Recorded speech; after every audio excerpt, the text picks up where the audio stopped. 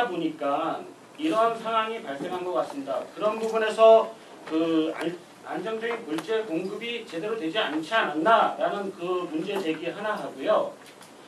두 번째가 이제 그 수의 계약 2건과 일반 입찰 2건이 이번에 진행되면서 입찰 업체에서는 지금 공정거래법 위반 문제를 제기하고 있습니다. 이 부분에 대해서 법적으로 검토되고 있는지, 그리고 향후 이 부분에 대해서 업체 간의 문제 해결을 위해서 여주시가 뭐 방안이 따로 가지고 계신 부분이 있다면 말씀해 주시죠. 이 세 가지입니다.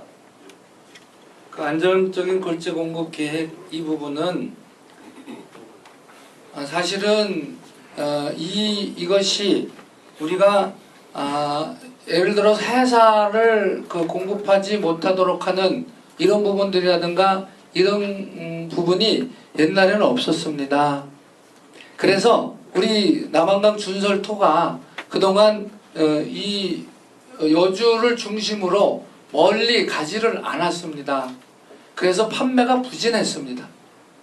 그래 했는데 그러다 보니까 지금 현재 가정적치장만으로도 충분히 그것을 커버할 수 있는 이런 부분들인데, 말씀하신 것처럼 이제는 해사 사용이 불가능하도록 그렇게 돼 있고, 그러다 보니까 강사의 그러한 그 수요가 많아진 이런 부분들입니다.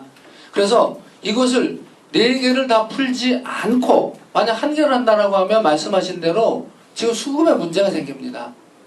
그래서 2개는 입찰, 2개는 수의계약을 통해서 이것을 하겠다고 하는 그런 계획을 세운 그런 것이고, 이것을 지금 말씀하신 것처럼 고민하지 않았다라고 해서 하면 지금 이런 결론이 나오는 것들이 아니고 그렇습니다. 그래서 이 부분은 향후에 이 해사를 사용하지 않게 됨으로 인해서 강사가 사용되는 이런 부분들, 그래서 이것이 여주시의 근교로 판매되는 것이 아니라 저쪽 화성, 인천까지 갈 수 있는 이런 것들이기 때문에 그래서 4개를 4개 적치장을 우리가 매각하겠다는 그런 결론을 내린 겁니다. 그리고 공정거래법 위반 이 부분은 사실은 이 부분이 이제 검토를 해야 되겠죠. 그런데 검토를 하는 과정 속에서 우리가 진행되는 그런 상황들을 보시면 압니다. 우리가 이 부분을 우리가 입찰을 하고 그럴 때 충분히 그 내용들에 대한 설명들을 다 했고 계획들을 내기로 했고, 그리고 그것을 우리가 수의계약이 있다라고 하는 이 부분들을 감안해서 입찰을 하도록 한 이런 부분들이기 때문에 그 부분에 대해서 우리가 달리 다룰 수 있는 그런 부분들은 아니라고 저는 그렇게 생각을 하고요. 업체들은 그 가격, 우리가 제시한 수의계약도 있다라고 하는 이 부분들까지에 대한 그런 것들을 다 감안해서 입찰을 했을 거라고 이렇게 봐지고, 향후에 그것에 대해서는 판매하는 노하우들이 각각 틀립니다. 저는 모래 판매를 할 수가 없습니다. 왜냐면 거래처도 없고 방법도 모르고, 그렇지만 모래 취급을 했던 그런 분들은 다 노하우가 있고 거래처가 있고 그렇기 때문에 우리가 모르는 그런 다른 여러 가지 노하우들을 활용한다고 저는 그렇게 생각을 하고 있기 때문에 그것을 우리가 그런 능력이 없음을 우리가 얘기를 하면 안 된다고 그렇게 보고요. 다음에 향후 여주시의 이 방안 부분은 일단은 말씀드린 대로 4개 적치장의 준설토를 우선 매각을 해서 2017년도부터 짧게는 3년, 길게는 4년에 반출 계약을 해서 지금 진행을 하는 이런 부분들이면, 아마 다른 적치장 부분은 진행하면서 우리가 수요 파악을 하고 이렇게 다시 계획을 세워야 되는 이런 부분들이고요.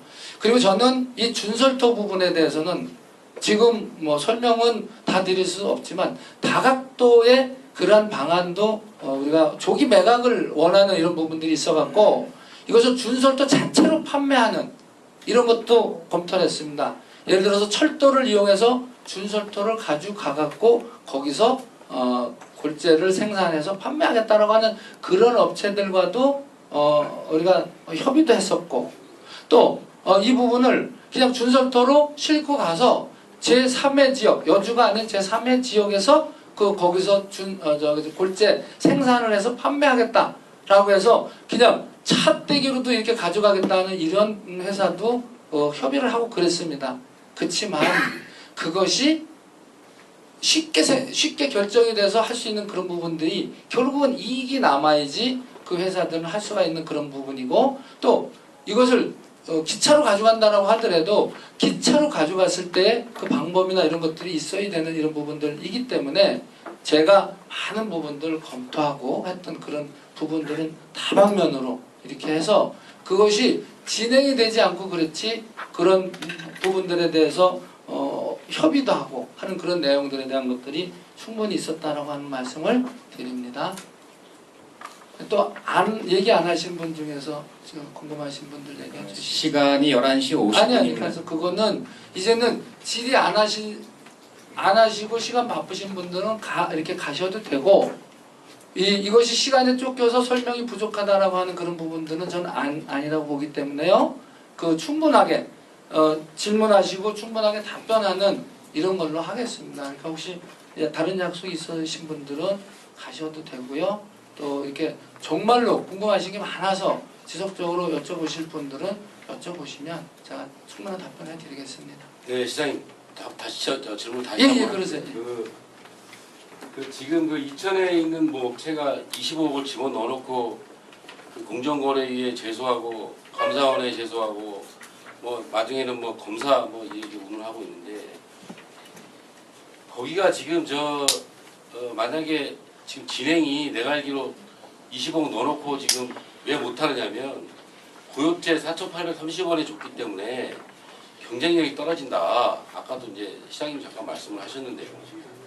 여기에 보면은 공정한 거래가 이루어질 수 있도록 한다는 문구를 삽입하겠다라고 하는데, 합의했습니다. 그러니까 이게 시장 경리에서 시장 경쟁에 있어서 이게 과연 문구를 넣다고 해서 이게 진행이 되겠는가라는 건 좀 현실적으로 제가 봤을 때는 좀 잘 안 맞을 것 같고요. 알겠습니다. 예를 들어서 지금 이 업체가 앞으로 상황이 지금 어떻게 전개될지 거기에 대해서 남한강 사업소에서 좀 직원들 잘 아실 거예요. 지금 이게 앞으로 어떻게 진행이 되는지 간단하게 좀 그런 설명을 좀 했습니다. 예, 예를 들어서 지금 수의 계약이 없고 지금 입찰해서 낙찰한 2개 업체가 경쟁을 한다라고 해도 사실은 그 2개 업체는 판매 가격으로 경쟁을 하게 될 것이고 그렇습니다.